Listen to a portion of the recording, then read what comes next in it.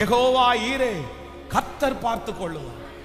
எப்ப பார்த்து கொள்ளுவார் அப்படின்னு சொன்னா, அட் பிரசன்ட், இப்ப நடக்கிற, இப்ப சந்திக்கிற, இப்ப எனக்கு முன்னாடி இருக்கிற சூழ்நிலைய சரி பண்ணுவதற்கு என் தேவனுக்கு பெரிய காரியம் இல்லை, பெரிய காரியம் இல்லை. அவர் இன்றைக்கு தேவன். சொல்லுங்க, அவர் இன்றைக்கு தேவன், அவர் இன்னைக்குள்ள தேவன். அவர் இன்னைக்கு என்ன கிழமை? இந்த வெள்ளிக்கிழமை இன்னைக்கு உள்ள தேவன். கர்த்தர் இன்னைக்கு தேவன். இந்த 5th டேக்கு அவர் தேவன். 5th டேக்கு அவர் தேவன். 5th டேக்கு அவர் தேவன். இப்போ எது இருந்தாலும் இல்லைனாலும் இப்போ இருக்கிற தேவைகள் சந்திக்கப்படும். இப்போ உங்களுக்கு ஒரு பலன் வரும். கர்த்தர் இப்போ அற்புதம் செய்கிறவர். ஹல்லேலூயா, ஆமென். இந்த வசனத்தை தியானித்து இருக்கும்போது நெக்ஸ்ட் அதே சம்பவத்தில் வந்து ஆண்டவர் வந்து யெகோவா ஈரே, கர்த்தர் பார்த்து கொள்ளுவார் அப்படின்னா, நெக்ஸ்ட் ஆண்டவர் என்ன பார்த்து கொள்றாருன்னு நம்ம வாசிக்கும் போது வேதத்தில் 22ஆம் அதிகாரத்தினுடைய 20வது வசனத்தை வாசிக்கலாமா? 22ஆம் அதிகாரத்தினுடைய 20வது வசனம், ஆதியாகமம் 22:20 வாசிங்க. இந்த காரியங்கள் நடந்த பின்பு ஒருவன் ஆபிரகாமிடத்தில் வந்து, மில்காளும் உன் சகோதரனாகிய நாகோருக்கு பிள்ளை பெற்றாள். அடுத்த வசனம், அவர்கள் யார் என்றால் முதற் பேரான ஊத், அவன் தம்பியாகிய பூஸ், ஆபிரகாமுக்கு தகப்பனாகிய கெமுவேல், கேசேத், ஆசோ, பில்தாஸ், இத்லாப், பெத்துவேல் என்பவர்கள். அடுத்து பாருங்க, பெத்துவேல் ரெபேக்காளை பெற்றான் என்று அறிவித்தான்.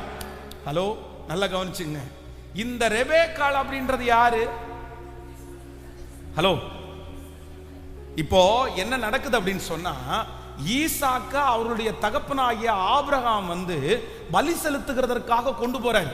கொண்டு போகும்போது இந்த பிள்ளை கேக்குது, பலிக்கான ஆட்டுக்குட்டி எங்கே? அப்ப அவங்க அப்பா என்ன சொல்றாரு அப்படின்னு சொன்னா, எப்பா பலிக்கான ஆட்டுக்குட்டியை கர்த்தர் பார்த்து கொள்வார். இப்போ கர்த்தர் பார்த்து கொள்வார்னு சொன்ன உடனே அங்கேயே ஈசாக்கு பலியிடாம கர்த்தர் ஒரு ஆட்டுக்குட்டியை கட்டளை இருக்கிறாரு. அப்ப ஆண்டவர் அந்த பிரச்சனையை முடிச்சிட்டாரு. இப்போ அந்த ஆட்டுக்குட்டியை பலி செலுத்திட்டு கீழே இறங்கி வர்றாங்க. கீழே இறங்கிட்டு வந்த உடனே குழந்தை பிறந்திருக்கிற செய்தியை ஒருத்தர் கொண்டு வராரு, அப்படியே எடுத்துட்டு வராங்க. இப்போ பொதுவாக நம்ம வேதத்துல வாசிக்கும் போது யாராவது ஒருத்தர் இந்த குழந்தை பிறந்த செய்தியை வேதத்துல சொல்லும் போது என்ன சொல்லும் தெரியுமா? அவன் அவனை பெற்றான், இவன் இவனை பெற்றான், இவன் இவனை பெற்றான், அவ்வளவுதான், அதோட நிறுத்திக்கும். அதுவும் பொதுவாக வந்து இந்த பெண் பிள்ளைகளுடைய பெயர்கள் வந்து நிறைய இடத்துல வந்து அந்த வரிசையா அப்படியெல்லாம் சொல்லப்படுறது இல்லை. இத்தனை பேரை பெற்றாங்க அவ்வளவுதான் அப்படின்னு சொல்லுவாங்க. ஆனா இந்த இடத்துல ஒருத்தர் வந்து சொல்றாரு. என்ன சொல்றாரு அப்படின்னு சொன்னா, நீங்க 20வது மறுபடியும் வாசிங்க. இந்த காரியங்கள் நடந்த பின்பு ஒருவன் ஆபிரகாமிடத்தில் வந்து, மில்காளும் உன் சகோதரனாகிய நாகோருக்கு பிள்ளை பெற்றாள். அவர்கள் யாரென்றால் முதற் பேரான ஊத், அவன் தம்பியாகிய பூஸ், ஆபிரகாமுக்கு தகப்பனாகிய கெமுவேல், கேசேத், ஆசோ, பில்தாஸ், இல்தாப், பெத்துவேல் என்பவர்கள். இத பாருங்க, இதோட நிறுத்தி இருக்கணும். ஒரு ஃபுல் ஸ்டாப் போட்டு கமா போட்டுருக்கு பாருங்க. நெக்ஸ்ட் அடுத்து உடனே ஸ்டார்ட் பண்றான். ஸ்பெசிபிக்கா தனியா இம்பார்ட்டன்ட் பண்ணி அதை பர்சனலா கொண்டு வராங்க பாருங்க. பெத்துவேல் ரெபேக்காளை பெற்றான் என்று அறிவித்தான். இப்ப ஆபிரகாமுக்கு கிட்டத்தட்ட 14 வயசு, 14 இயர்ஸ் இருக்கும். இந்த 14 வயசுல அவங்க அப்பா பலி செலுத்தணும்னு சொன்ன உடனே கீழ்ப்படிஞ்சு எதுவுமே எதுக்காம அப்படியே இவங்க பலி செலுத்துறதுக்கு ஆட்டுக்குட்டியை பலி செலுத்திட்டு வரும்போது ஆண்டவர் சொல்றாரு, நான் இப்போ உனக்கு முன்பாக ஆட்டுக்குட்டி உனக்கு தேவை, அந்த தேவையை மட்டும் நான் சந்திக்கல, நான் உடனே நீ பலி செலுத்தி முடிச்சிட்டு வந்த உடனே இன்னொரு காரியத்தை சொல்றாரு. உன் பிள்ளைக்கு திருமணம் பண்றதற்கு ரெபேக்காள்ன்ற ஒரு பொண்ணை இப்போ நீ பலி செலுத்திட்டு கீழே வரும்போதே அங்க பிறக்க பண்ணிட்டேன். உங்களுடைய ஃபியூச்சர்னுடைய தேவை, எதிர்கால தேவை, நாளைக்குரிய தேவை, அடுத்த மாசத்துக்குரிய தேவை, 10 வருஷம் தாண்டி நீங்கள் செய்ய போகிற அந்த தேவை, 20 வருஷம் தாண்டி செய்ய போகிற அந்த கமிட்மெண்ட் கர்த்தர் வாக்கு கொடுக்கிறார். அவர் நேற்றும் இன்றும் அவர் என்றும் மாறாத. கைகளை தட்டி ஆமோதிக்கிறவர்கள் முழு வெள்ளத்தோடு, முழு வெள்ளத்தோடு ஆமென். இந்த சத்தத்தை கேட்கிற யாரோ ஒருத்தர் எதிர்காலத்தை குறித்து ரொம்ப பயப்பட்டு நீங்க வரலாம். நான் என்ன பண்ணுவேன், என் எதிர்காலம் எப்படி இருக்கும், நான் படிச்சு முடிச்சுட்டு எப்படி, என் பிள்ளைக்கு வயசு வந்ததுக்கு அப்புறம் எப்படி, என் பிள்ளை 10 வருஷம் தாண்டி எப்படி, அடுத்த வருஷம் எனக்கு இந்த மாதிரி ஒரு ஒன்று வரப்போகுது, நான் என்ன பண்ண போறேன், நெக்ஸ்ட் இயர் நான் என்ன பண்ண போறேன், அடுத்த படிப்புக்கு என்ன பண்ண போறேன். உங்க மனசுக்குள்ள யாரோ ஒருத்தருக்கு அடுத்து நடக்க போகிறத நினைச்சு கலக்கமா இருக்கலாம், பயமா இருக்கலாம்.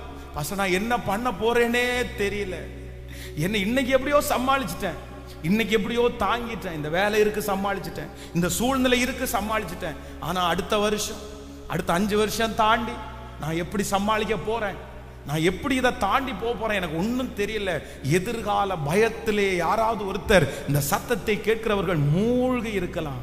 ஆனா ஆண்டவர் என்ன சொல்றார் அப்படின்னு சொன்னா, இன்னைக்கு உன்னை நான் நடத்தினப்பா, இன்னைக்கு உன் தேவன் நான், இன்னைக்கு உனக்கு சாப்பாடு கொடுத்தது கர்த்தர், இன்னைக்கு உங்களுக்கு துணிமணி கொடுத்தது கர்த்தர், இன்னைக்கு உங்களை பிள்ளைகளை படிக்க வச்சது கர்த்தர், இன்னைக்கு இந்த மாத்திரை செலவுக்கு பணம் கொடுத்தது கர்த்தர், இந்த நாளில் உங்களை நடத்தின கர்த்தர். அந்த தேவன் இன்றைக்கு வாக்கு கொடுக்கிறார், நான் உறங்குவதும் இல்லை தூங்குவதும் இல்லை, இனியும் இதுவரையிலும் உன்னை நடத்தினேன், இனிமேலும் உன்னை நடத்துவேன் நடத்துவேன், முதிர் வயதிலே வரைக்கும் உன்னை நடத்துவேன், உன்னை தாங்குவேன், உன்னை ஏந்துவேன், உன்னை தப்புவிப்பேன், உன்னை முதிர் வயது வரைக்கும் நான் உன்னை கைவிடாதிருப்பேன் கைவிடாதிருப்பேன் கைவிடாதிருப்பேன். எவ்வளோ பெரிய ஆச்சரியம் பாருங்க, எவ்வளோ பெரிய ஆச்சரியம். இவனுக்கு ரெபேக்காள்னா யாருன்னு சொல்லுங்களேன், தெரியவே தெரியாது. இப்போ 14 வயசுல ஈசாக்கு பக்கத்துல ஆபிரகாமுக்கு முன்னாடி நின்று இருக்கும் போது இவனுக்கு ஏற்கனவே அப்பா மேல பயங்கரமான கோபம். ஆனா அங்க ஒருத்தர் வந்தவர் இந்த பேரை மட்டும், அப்ப ஆண்டவர் எவ்வளவு பிளானிங் பாருங்க, எவ்வளவு திட்டம் பாருங்க. இவன் கேட்கல, இவனுக்கு தெரியாது இந்த பிள்ளையத்தான் நம்ம கல்யாணம் பண்ண போறோம்னு. ஈசாக்கு ஏதாவது தெரியுமா? பிறந்த அன்னைக்கு இந்த ரெபேக்காளை தான் கல்யாணம் பண்ண போறோம்னு அவனுக்கு தெரிஞ்சிருந்தா எப்படி இருக்கும் பாருங்களேன். ஆனா அவனுக்கு தெரியாமலே ஆண்டவர் கொண்டு வந்து நிறுத்துறாரு பாருங்க. நீ இந்த காரியத்துக்கு கீழ்ப்படிஞ்ச உடனே உன் ஃபியூச்சரை நான் எழுதிட்டேன். வாலிப தம்பி தங்கச்சி, சில காரியத்திற்கு 14 வயசுல எப்படிங்க அப்பா கையில கட்டும்போது அமைதியா நிக்க முடியும்? 14 வயசுல அப்பா இந்த கட்டைகளுக்கு மேல ஏறி படுன்னு சொல்லும் போது எப்படிங்க கீழ்ப்படிய முடியும்? கீழ்ப்படிய முடியாது. 14 இயர்ஸ் கிட்டத்தட்ட டீன்ஸுடைய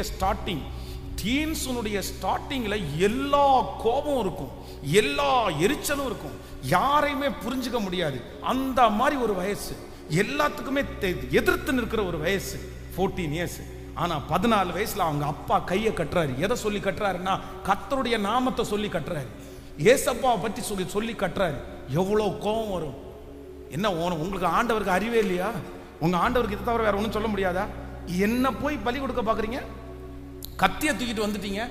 அந்த புள்ளைய அந்த அதுக்கு மேல படுக்க வச்சு கத்திய ஓங்கும் போது எப்படி இருந்திருக்கும்? ஆனா இந்த ஈசாக்கு என்ன பண்ணா அப்படின்னு சொன்னா, கீழ்ப்படிஞ்சான். வாலிப தம்பி தங்கச்சி, உனக்கு ஒரு அன்பாய் ஒரு வார்த்தையை சொல்றேன், நீ கீழ்ப்படுகிற அன்னைக்கு உன் எதிர்காலத்தை கர்த்தர் எழுதுவாரு. ஆனா உனக்கு தெரியாது, உங்களுக்கு தெரியாது. கர்த்தர் எழுதுகிறது உங்களுக்கு தெரியாது. நீங்க ஒப்பு கொடுக்கிற அன்னைக்கு கர்த்தர் எழுதுவார், நீங்க கமிட் பண்ற அன்னைக்கு எழுதுவாரு. இன்னைக்கு தாங்க ஈசாக்கு கமிட் பண்ணா, ஆனா அவனுக்கு தெரியாம, அதுவும் இந்த ரெபேக்காளை கல்யாணம் பண்ணிட்டு வரும்போது என்ன நடக்குது அப்படின்னு சொன்னா, வேதம் சொல்லுது, தன் தாய்க்காக கொண்டிருந்த துக்கம் நீங்கி ஆறுதல் அடைந்தான். இத்தனைக்கும் ரெபேக்காளை லவ் பண்ணல, ரெபேக்காளை இதுக்கு முன்னாடி பார்க்கவும் இல்லை, ரெபேக்காளை பொண்ணு பார்க்கறது கூட போகலைங்க. யாரை அனுப்புனார்? அவங்க அப்பா.